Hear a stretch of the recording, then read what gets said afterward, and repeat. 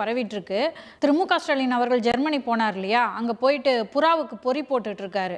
பாருங்க, மக்களுக்காக மட்டும் இருக்கிற முதல்வர் இல்ல, விலங்குகளுக்காக, பறவைகளுக்காகவும் கைண்ட்னஸோட இருக்கக்கூடியவர்.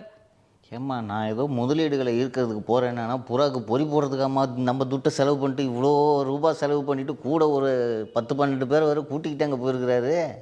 நான் கேட்குறேன், இங்கேயே போனான்னா திருவல்லிக்கேணியில் பார்த்தசாரதி கோவிலுக்கு பக்கத்தில் ஏகப்பட்ட புறா இருக்குதுமா.